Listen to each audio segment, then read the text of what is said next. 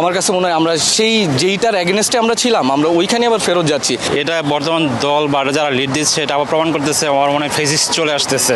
উনি যে ধরনের রাজনীতি করে এই রাজনীতিটা আমার কোনোভাবে আমি পছন্দ করতে পারি না। 24-এর গণ অভ্যুত্থানের পর এই ধরনের ঘটনা অত্যন্ত দুঃখজনক। সেখানে এটা আসলে অপ্রীতিকর। কারো উপর হামলা করা হবে ওইটা আমরা এক্সপেক্ট করি না। প্রথমত আসলে কোনো ধরনের হামলাকে আমি ব্যক্তিগতভাবে সমর্থন করি না, তবে তারপরেও রাজনীতিক আসলে সৌন্দর্য বলে একটা কথা আছে। আপনি যখন রাজনীতি করবেন আপনার রাজনৈতিক ভাষা থাকা দরকার, অপরের প্রতি সম্মান থাকা দরকার। গণ অভ্যুত্থান পরবর্তী সময়ে বাংলাদেশে এসে পুরানো ধারার রাজনীতি করবেন এটা আমরা কোনোভাবে কাম্য করি না। নাসিরউদ্দিন পাটোয়ারি ব্যক্তিগতভাবে তার সাথে আমার পরিচয় আছে, তাকে ব্যক্তি হিসেবে আমি তাকে অত্যন্ত পছন্দ করি, কিন্তু উনি যে ধরনের রাজনীতি করে এই রাজনীতিটা আমার কোনোভাবে আমি পছন্দ করতে পারি না। মানে উনি আলোচনায় থাকার জন্য গালিগালাজ করে, কাউকে চান্দাবাজ বলতেছে। আপনার যে কোনো বিষয়ে বলার জন্য তো একটা প্রমাণ থাকা লাগে। একজন সিনিয়র রাজনীতিবিদ, আপনিও একদিন সিনিয়র হবেন, আপনার যদি অপরের প্রতি সম্মান না থাকে সেক্ষেত্রে তো এটা এই ধরনের ঘটনা ঘটতে পারে।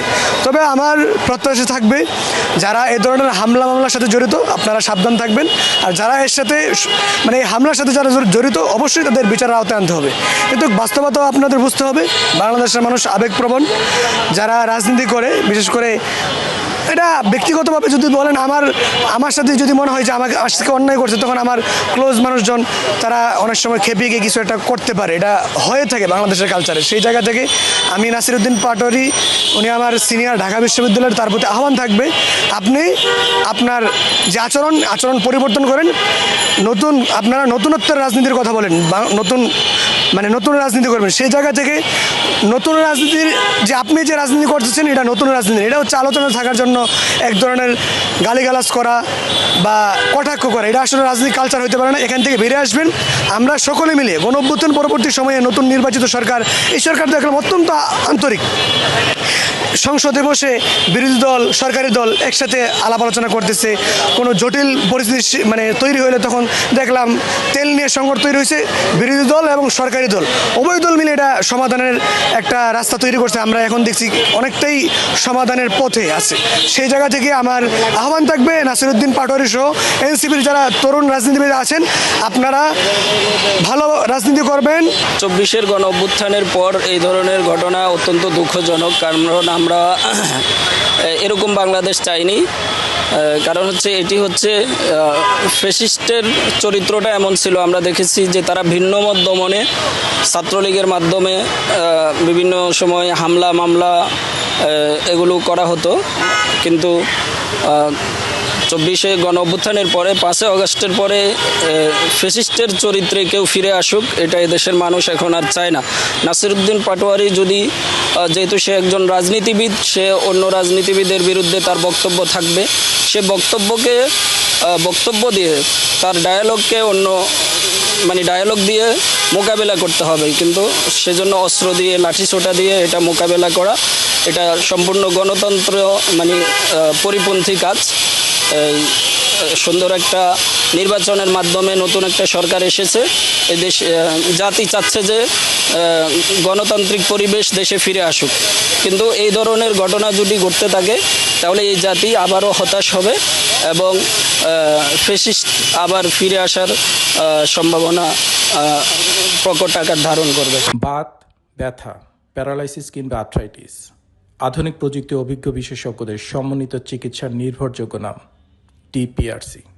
আমার মতামত যদি আমি বলি যে ওখানে উনি যেই পারপাসেই যে থাকেন না কেন, হয়তোবা কোনো তার ব্যক্তিগত কাজ থাকতে পারে বা কোনো দলীয় কোনো পারপাসে যে থাকতে পারে, তো দলীয় একজন পার্সন হিসেবে উনি যেহেতু ওখানে গিয়েছেন, এনসিপির প্রতিনিধিত্ব করতেছেন ওখানে উনি, তো সেখান থেকে ছাত্র দলের যদি কেউ ওখানে ওনাকে আক্রমণ করে থাকে তাহলে সেটা জেনারেলি সেটা সুখকর নয়, সেটা ভালো চোখে দেখবে না মানুষ।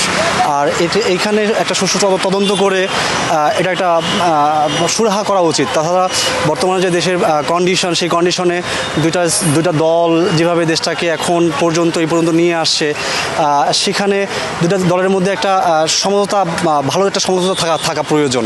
তো সেখানে এটা আসলেই অপ্রীতিকর এবং আমাদের এটা চিন্তার বিষয় হয়ে দাঁড়ায়।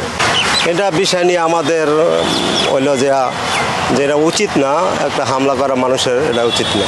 আমাদের তো স্বাধীন দেশ, তাই না? সবারই মত প্রকাশের একটা স্বাধীনতা আছে। তো আমাদের সবার অবস্থান থেকে আমরা চাই নিজের মতামতকে প্রকাশ করতে। তো এটার জন্য কারো উপর হামলা করা হবে ওইটা আমরা এক্সপেক্ট করি না। আসলে এটা বিষয় হলো, বাংলাদেশের বিষয় হলো কি রাজনৈতিক বিষয়ক, তো সাধারণ জনগণ হোক আর রাজনীতি বিষয় হোক, সবাই যার যার রাজনীতি শেষই করবে, যার যার রাজনীতি মানে শৃঙ্খলা বজায় রেখে সাধারণ জনগণের জন্য যেটা ভালো হয়। হামলা টামলা করা এটা মনে করেন যে ভালো না, এটা আমার কাছে মনে হয় আর কি ভালো না। এটা কোনোভাবে অ্যাকসেপ্টেড না, কারণ একজন মানুষকে কেন আঘাত করবে? আর ও যখন হচ্ছে থানায় মামলা করতে গেল, সে হচ্ছে বিরোধী দলীয় হিসেবে তার মামলাটা নেয় নাই। এখন তাহলে তো আইনের শাসন বাংলাদেশে হলো না, এবং হচ্ছে এটা বর্তমান দল বা যারা লিড দিচ্ছে এটা আবার প্রমাণ করতেছে আমার মনে হয় ফেসিস্ট চলে আসতেছে।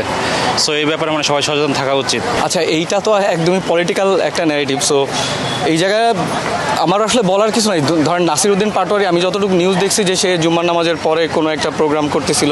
সো ওইখানে আমি ধরেই নিলাম সে কোনো রাষ্ট্রীয় কোনো পার্সনের অ্যাগেনস্টে বলছে, বাট সেই জন্য তার বহরের উপরে হামলা করা এটা কোনোভাবেই ধরেন ডেমোক্রেসির এক্সাম্পল হইতে পারে না। হ্যাঁ, এইটা আমার কাছে মনে হয় আমরা যেইটার অ্যাগেনস্টে আমরা ছিলাম, আমরা ওইখানে আবার ফেরত যাচ্ছি।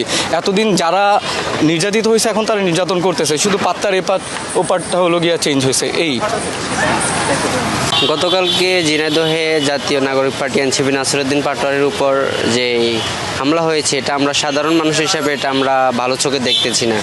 কারণ হলো আমরা জুলাই গণঅভ্যুত্থান হয়েছে, আমরা যেটা জানি যেই জন্য হয়েছে সেটা হলো রাজনৈতিক প্রতিহিংসা যেন বাংলাদেশে না থাকে। আর রাজনৈতিক প্রতিহিংসা যতই বাড়ে তত আমরা সাধারণ জনগণ কষ্ট পাই। তাই আমি এক কথায় বলবো, নাসিরউদ্দিন পাটোয়ারির উপর যেই হামলাটি হয়েছে এটা আমরা কোনোভাবেই ভালো চোখে দেখতেছি না। আমরা চাই আমাদের দেশ রাজনৈতিক প্রতিহিংসা থেকে বাইরে এসে এই দেশের সাধারণ জনতাকে যেন ভালোতে শান্তিতে থাকতে দেয়।